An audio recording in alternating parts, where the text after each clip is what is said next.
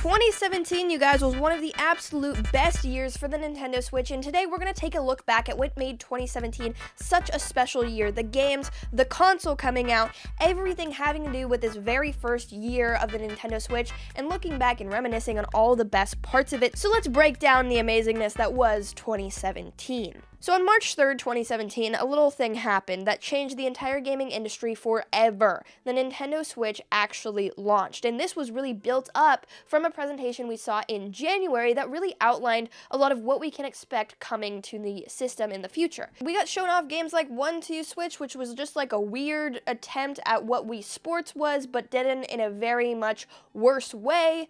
And kind of confused. It's like WarioWare if you take away all the charm and add in live action actors. It was very, very strange. But then we also got shown off Breath of the Wild, the brand new Zelda game that everybody was highly anticipating at this time. Breath of the Wild had been through a lot of ups and downs, and it was originally called Zelda Wii U, and at this point we had been waiting over 3 years to finally see what this game was going to be, and it had been a very long time since, of course, the last original Zelda game, that being Skyward Sword on the Wii. So if we're talking about the timeline here, we've been waiting about 6 years for the next iteration of what Zelda could be, and the promise of this game was absolutely massive, and so once we saw it finally running on the Nintendo Switch, we could really see the potential that the system had, and of course its launch game, because that was slated to come out day and date with the console. Some other more supplemental things included Snipper Clips, which is a really fun sort of co-op puzzly type game where you snip and clip each other into fitting different shapes, and it's very puzzly, it's a very cute game. One of like an absolute hidden gem, I think, on the Nintendo Switch. I think a lot of people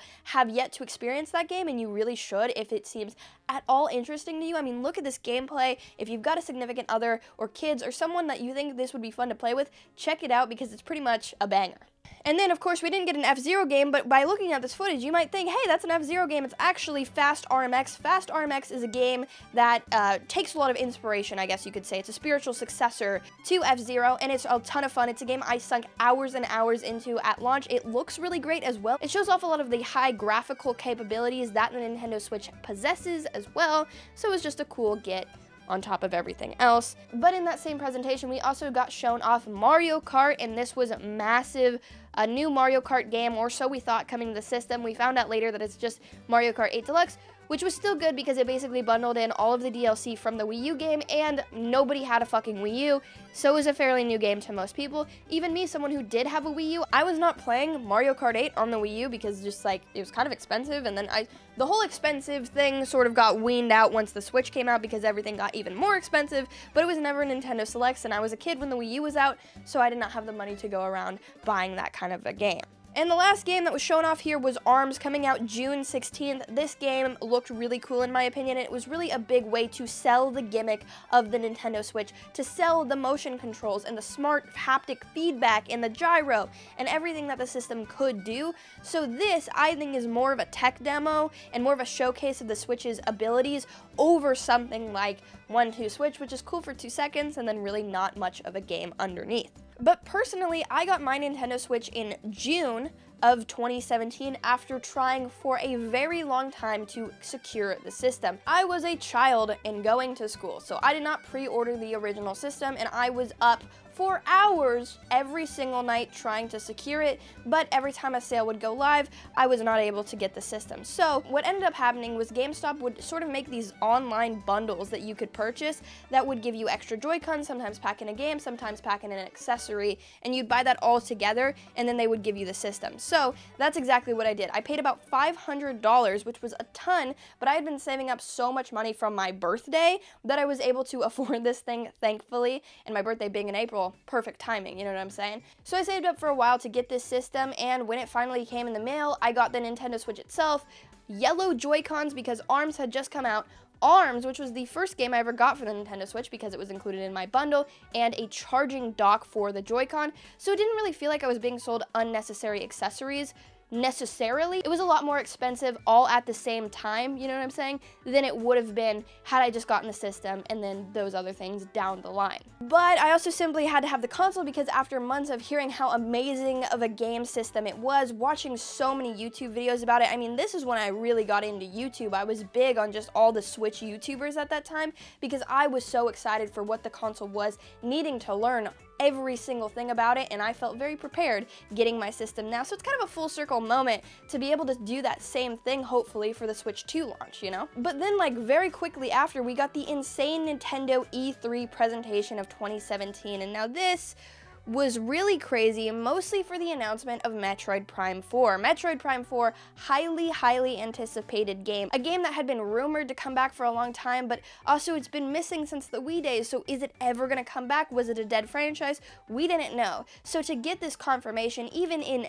as simple of a trailer as this was, it was absolutely massive at the time. People were very excited, and what it did was drum up a lot of hype for the franchise that people like myself, who hadn't really heard too much of Metroid, because if you think about it, I was not of the age to be playing Metroid on the Wii. I was like 6 years old when we had that thing, so it just like, motor skills wise, it was not going to work out for me. But I was really excited to see it announced here, because now I was like, oh, what's Metroid? Can I get into Metroid? What's this about? But that same E3 on a Treehouse, they also announced for the 3DS, Samus Returns, the remake of the second game, which was also to drum up a lot of hype for that. Really great thing. What's funny though is looking back on this in retrospect, realizing that it's now been, this was 2017, we're now in 2025. So it's been 8 years since that was announced, right? It's been a very long time of waiting for this game. And after, you know, years of them restarting development, doing it again, all of this shit that they've gone through with this game, for it to finally come out this year feels really special. So I'm really excited to see, like, what is actually going on. I don't think we still don't have a release date for it, but it is coming later in the year. I'm going to assume like October, December time, around there, but you know, I'm happy to be wrong, but I don't think I am. Another franchise suspiciously missing from the first year of the Nintendo Switch was Kirby. So we did get an announcement for a 2D original Kirby game coming to the system called Star Allies. It looked really cool. Obviously, in retrospect, that was one of the weaker Kirby titles, but it was still a lot of fun, and honestly, for someone who hadn't played much Kirby at that time, again, it was really cool to check out that game. And then also, Yoshi's Crafted World was announced to come out. Looked like a great art style, very exciting, and as someone who really loved Yoshi's Woolly World, it was really cool to see that also announced here. That was a very big, very fun, packed E3 presentation, also, of course, showing off games that were coming in the near future, but those were mainly the three main, very exciting takeaways that were slated for a 2018 release date. So, if you want to know more about those games specifically, I'm going to have a follow-up video, so you probably want to subscribe. Am I right? Once you subscribe to the channel, come on, it's a good time. But to break down more of the releases, we continue to get amazing games throughout the entire rest of the year. July 21st, we got Splatoon 2, one of my favorite games on the system, bar none. This is the game that I've put the most hours into consecutively pretty much ever, other than like on the DS when I had like 2 games. I've put around 400 hours into that title. I absolutely love Splatoon 2. It was an amazing game for the time. That was a day one purchase for me. I remember I got my dad to take me to GameStop that day, where I secured both that and Mario Kart in the same day. Fucking phenomenal day to be a kid for me. And he was just really excited because I was really into the original Splatoon on the Wii U and sunk a ton of hours into that too. So the fact that they were having a sequel, a new game that looked like so much, you know, bigger and better and all that kind of stuff, even though it really only added Salmon Run and stuff like that, it was really exciting. So we went out, purchased it pretty much day one, absolutely adored the game. The reversible cover, they were getting creative over here. It was awesome. Then August 10th, we got a bit of a stinker with Flip Wars. It's not a bad game, it's just not a game that like is super fun and not really a game to go back to. If you haven't played it before, watch some gameplay of it if you're interested. It's pretty much pointless, I'm gonna be honest. You just basically ground pound all over the floors and you try to get your friends out. Like it's a multiplayer game. I don't even know if it has online, I don't really remember that, but I tried it out at launch, wasn't one of my favorite things, but it was cool because it showcased Nintendo publishing smaller indie titles on the eShop, so like, it led to a little bit more of that, right? Because they also published Snipper Clips, which was a really great game, and so it sort of had that Nintendo seal of quality in a way, and their marketing dollar behind it, so a lot of people were anticipating this game in a way, but it just like, you know, wasn't the most exciting thing. But that's okay, because if you remember the E3 presentation with Ubisoft, where Nintendo and Ubisoft teamed up to announce a Mario Rabbids Kingdom Battle, this game also came out August 29th, and it was a bit more of a hit, I guess, than the other ones. Now, it's a tactical strategy game, which is really weird. It's got a weird little story. It plays really well, honestly. It's a game that often goes on sale. I ended up picking this game out months later for like $10 on Black Friday, I believe, and it was, it was a decent time. It's just not something I would specifically recommend people to go out and purchase immediately. And, it was a good game, but it's a Ubisoft game, so they just always go on sale, and even with the Nintendo IP behind it, it's still a Ubisoft game, and it ended up doing the same thing where it went on sale for $10 a month later. So that's when I picked it up. I thought it was fine. It's one of the rare games on the Switch in my collection, especially at this time, that I haven't beaten, and it's honestly just because I got bored. I'm not the biggest tactical strategy girly, unless there's something pulling me into it. Like, for some reason with Engage, Fire Emblem Engage, I got really engrossed in that game, but this didn't really grab me in the way that I was expecting it to. But it's a game that they continue to support for a long time. The announcement was really, really cool, and it was rumored for a while, and it was the weirdest rumor because, like, people were like, there's a rumor that they're doing something with rabbits, and everyone thought that that was absolutely fake when that was going around, like, the YouTube sphere and online. And then when it's finally shown off at E3, with Miyamoto coming out with a fucking gun thing, everybody was blown away. It was crazy. What I'd like to see, if they're gonna cross with Ubisoft, why don't we do like a weird, crazy one where it's like New Donk City gone wrong, and it's just like super gritty, super realistic graphics. Mario has an AK-47, and he's fighting fucking Nazis. That's what I want to see. Collab with Call of Duty already. That'd be sick. Imagine if that's the big collab, like how this was for the Switch 1. Switch 2 big collab, Call of Duty plus Mario.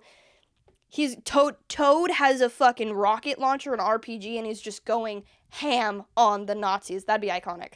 Then September 22nd rolls around and we get Pokken Tournament DX, a game that I was really excited to see, but a game that didn't have very much hype going into it from the rest of everybody else, really, because so many people really wanted to see what a home console mainline Pokemon game could look like, and this definitely wasn't that. This was, of course, a spin-off that combined Pokemon and Tekken, which is super awesome. Two of my favorite franchises, definitely Tekken is one of them, so it was really cool for me to see, but a lot of people just didn't care. And to top it off, this is a remaster of a Wii U game, so it's just like excitingness out the window. But if you actually picked it up, if you actually played this game, it was really, really good. They added a lot of new fighters and incorporated a lot of fighters that were in the arcade version of the game, so it was really like the deluxe version, right? Like, obviously by the name. So it was fun, but yeah, I mean, people were really just looking to see, like, what could traditional Pokemon look like on the system, and we got that to a degree in 2018, and again, I'll talk about that, so subscribe. But, it would have been very, very impactful had we gotten, like, Gen 9 of Pokemon in this first year, or even some traditional-esque remakes to see what the Switch and the power of the Switch could offer to that franchise. Spoiler alert, it's not fucking enough, because I don't know if you've played Scarlet and Violet, but I don't know, and so I'm really curious what mainline Pokemon is going to look like on the Switch 2, and is it better, does it run better, what's it feel like on that system? It's going to be really interesting. Then the big one, a game that everybody had been looking forward to, a highly, highly anticipated game, Mario Odyssey, came out October 17th, and this game was nothing short of magical. You see, we had been waiting for sandbox-style Mario to return for a very long time, basically since Sunshine on the GameCube, and now Galaxy and Galaxy 2, phenomenal games, but they were like less sandboxy than traditional 3D Mario, right? So this really felt like that main return to form, almost in line with a direct sequel, I guess you could say, to Mario 64 in a lot of ways. This game was absolutely breathtaking, fantastic, and I've gone back and just dove headfirst into this game like in the last week, so 2 weeks.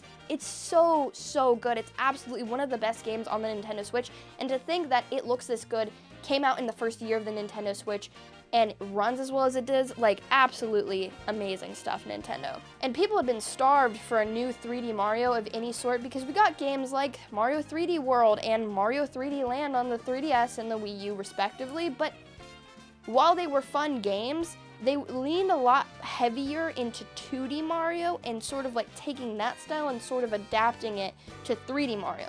So, by what they did here, and just like actually having a traditional-esque 3D Mario with a really cool new mechanic, some really exciting like throwbacks and stuff, this was amazing. And again, it's like one of my favorite games on the Nintendo Switch. I think I'm gonna make an entire retrospective video just going back to this game, because like I've been playing it recently, funnily enough, only on the treadmill / Stairmaster. and I fucking love it. It's so, so good. I like literally, I did an hour and a half on the treadmill at a 10 incline at speed of like 3.5 the other day, and forgot I was even on there. But then sometimes the platforming was more difficult, and I would like get frustrated and then remember that I was on the treadmill. And then I almost fell a couple times, but we didn't do that, so it's chill. And then to top off the entire year, December 1st, we got an absolute fucking banger with Xenoblade Chronicles 2. I remember being super duper excited for this game because I had never played a Xenoblade Chronicles game. I just saw it in all the Nintendo Directs leading up to it, but it looked fucking phenomenal, and I had a group of guy friends at that time who were super into it, and they were just going off about how beautiful of a game it was and how great it's gonna be, and I was just excited out of my mind. But then it came out and I didn't really play it, and then I played it for a couple like months straight with one of my friends, and he would sit there and guide me through it, and it didn't grab me that much. And then I tried to play Xenoblade Chronicles 3. I loved it, but they just kept adding new mechanics and stuff. Then I tried to play Xenoblade Chronicles X very recently, and I actually really enjoyed it. I just haven't had the time to go back to it. So, my main takeaway here is that I'm not a JRPG person, but if I were, I would probably absolutely love these games. The environment looks great here. The story was awesome. Pyramithra, are you joking? Mains in Smash to a degree. Rex is a little baddie. It all works out. It seems like a good-ish game. But yeah, just something I unfortunately never finished, which is random. But that game was really cool. It came out, it sold pretty well, surprisingly. I just remember there was a lot of hype around it, but it's still a JRPG and a very big RPG. So like, it didn't go that crazy. And especially at that time, I was also playing Breath of the Wild still because that was such a big game for me. Like world-wise, like I never played a game that was that expansive before, so doing that was taking up pretty much all of my time. They also continued to support the 3DS through this entire year, but the Wii U was absolutely in the graveyard, but it died a pretty good death, going out with Breath of the Wild, which is pretty iconic, I would say.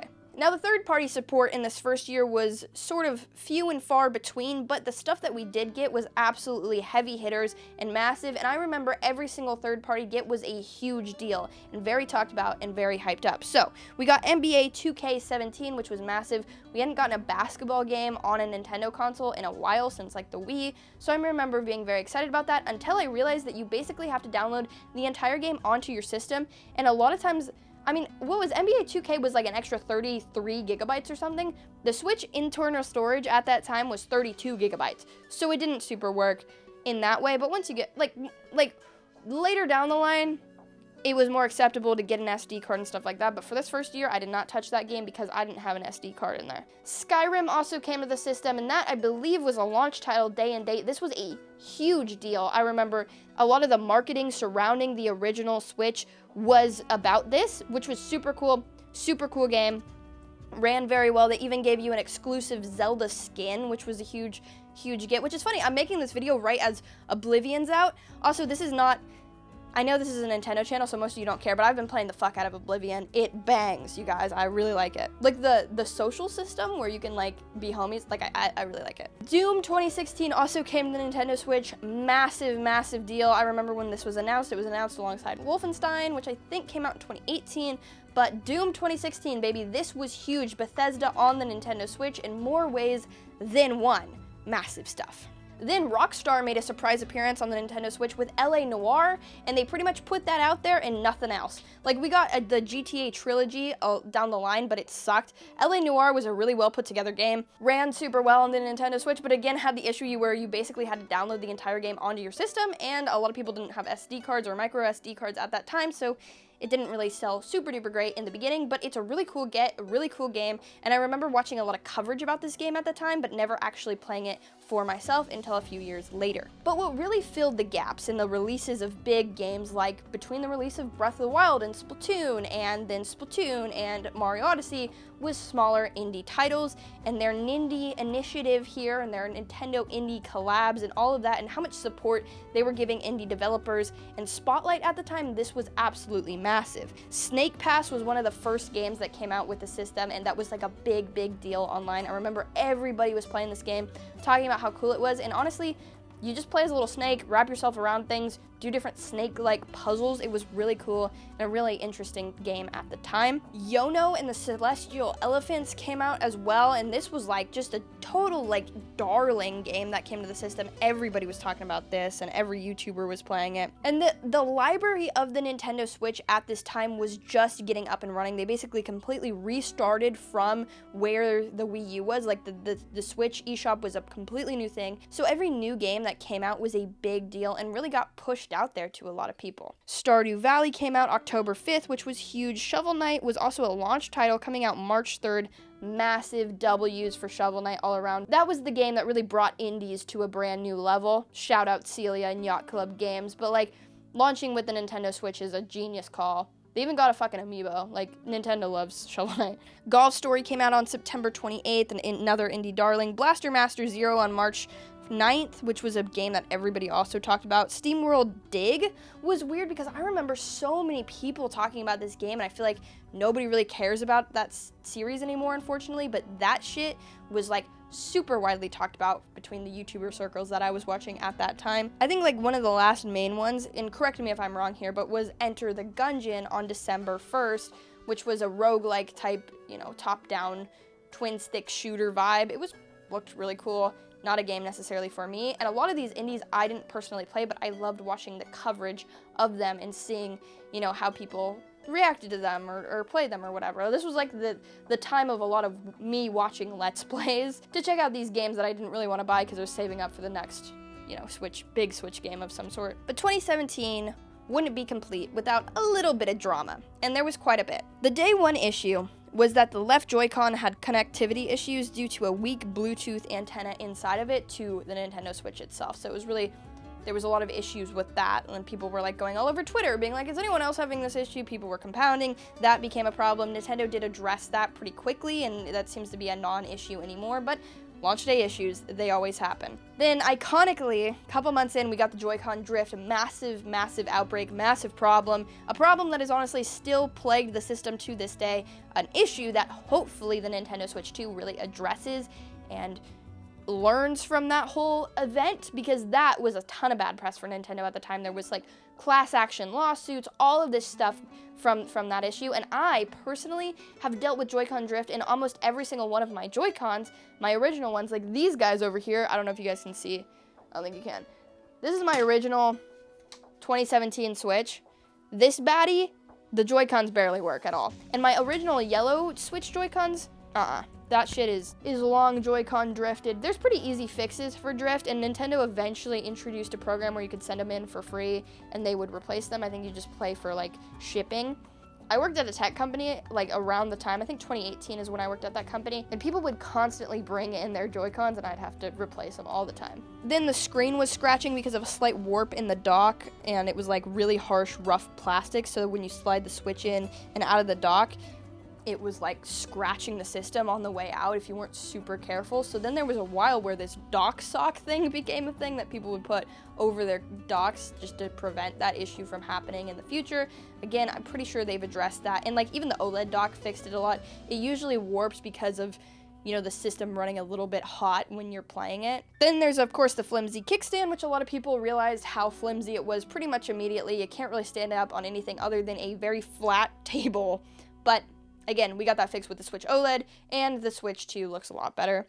And then also, this is like not a controversy necessarily, but it was a weird thing. Nintendo put this super duper bitter like coating on every Nintendo Switch cartridge because they're small so that kids don't eat them and shit like that and choke on them.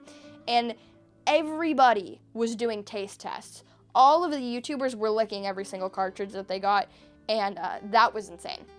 Genuinely, like that was such a crazy era of Switch content, because people like literally they'd unbox the game, this beautiful professional unboxing, talk about how cool the game looks, and then they'd take it, switch to a face cam, and lick the cartridge, and it's fucking gross. I licked the cartridge multiple times because I was like, there's no way this is real, and then I did because I wanted to try it and see if it was, and yeah, that shit is bitter, dude. Honestly, when the Switch 2 comes out and I get my Mario Kart game, because I bought it physically so I could do a little unboxing for y'all, I've got to taste that cartridge, you know? But in the very first year of the system being out, it already outsold the Wii U with 14 million units sold in that first year alone. Massive, massive launch, and it's just crazy that the Wii U, like, didn't even sell that much in its entire lifespan. So in my opinion, this was one of the absolute best years for the Nintendo Switch. A lot of people will tell you it is the best, but I don't necessarily believe that. You'll have to come back for my other retrospective videos about each and every year going forward, so subscribe for that, but I would definitely give this like a 10 out of 10. It's a very, very good, perfect year in pretty much every aspect. We got a new 3D Mario, we got a new 3D Zelda. Those are the two biggest, heaviest hitters. We got a new IP with ARMS. We got Splatoon 2, you know, one of the most successful Wii U franchises of all time, which was crazy for a game to be going viral on an already dead system. That was the Wii U. So Splatoon 2 coming out, massive. JRPG fans ate really good with Xenoblade Chronicles and some other third-party releases. Third-party hit every single time. Indies were booming. Morale was super high. And it was an awesome time to be a gamer. So 2017, let me know what you think about that year for the Nintendo Switch down in the comments below. Did you like it? Did you hate it? I want to know, did you have a Nintendo Switch at that time? I just remember it being a very, very fun, chill, exciting time. I'd bring my Switch out with me all the time, play it with my volleyball teammates and shit like that. It was very fun. Console, and just the concept of it was so novel at that time, because playing things on the go like that wasn't as commonplace as it is now, you know? Like, it's not a big deal right now, but at that time, fucking massive. So 2017, my heart goes out to you. Great shit, Nintendo. But if you like this video, drop it a like, subscribe to the channel, check out this video. It's a banger, it's a vibe, it's a good time. I will see you over there. Thank you for being here, guys. Let me know if you want to see, like, 2018, 2019, all the years retrospectively, because I'd like to do that.